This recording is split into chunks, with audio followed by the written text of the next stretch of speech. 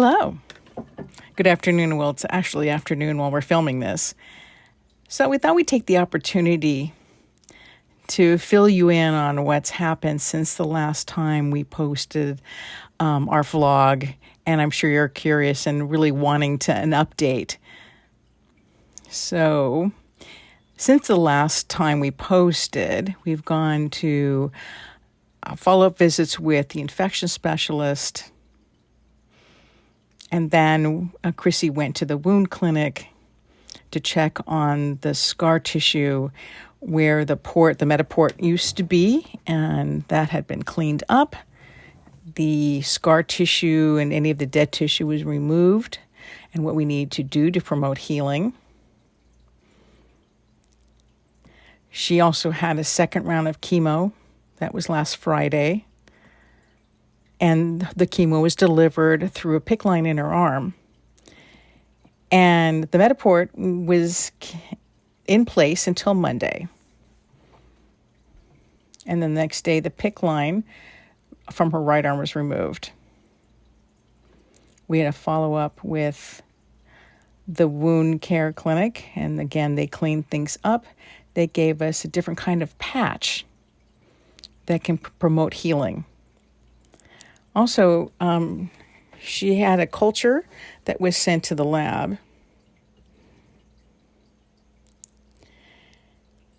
And the results we got a couple days later. And it turns out that she has a bacterial infection or secondary infection. So in the wound, it doesn't cause any bleeding, but that needed to be taken care of and cleaned up. So she saw her doctor, the infection specialist, and whom we had met in the hospital, and the doctor gave her a prescription, a full course of antibiotics that she needed to take in its entirety. And in between, Chrissy has a chance to rest and sleep. And then, let's see, she had an appointment a few days ago with her surgeon. The surgeon wanted to take a look at the wound to make sure that it was healing properly and what more could be done to expedite the healing.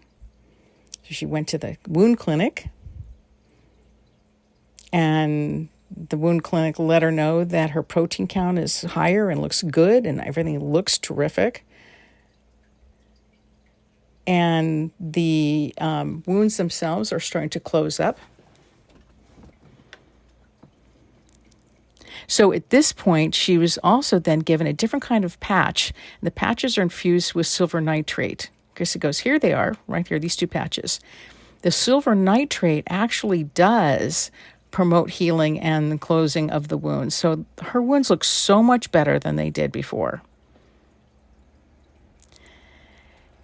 And then next week, we have a visit with the clinic.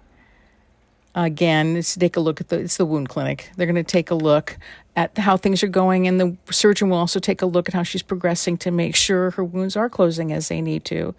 And to talk about, talk also with the cancer center team. But I think we're going to hold things are a little bit on hold with them at the moment. I have been in constant communication with the nurse from the oncology team. And I wanted to know what was going to be in place for next week, what their goals are for Chrissy's next round of chemo and the concerns that she has, because the PICC line is out, the Metaport is gone. So I did get a response back from the nurse, and the nurse let us know that they'll take a blood draw and they'll look at her cell count. If the cell count looks good, they can go ahead and make a decision from there. And more than likely, they'll need to take a look at her veins to make sure they're big enough to support another round of chemo.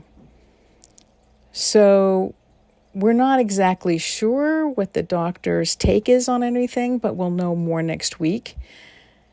And that's the big question we have at this point. is if we're proceeding with chemo or not. And again, this depends on the team's analysis of how her wounds are healing, and what it is they think that they can do, whether or not chemo or any sort of process can be put off. And that's really where we are at this point. And so it's important that you know where we are and what's been happening up until this point. The challenge, it's a challenge for us mentally and emotionally.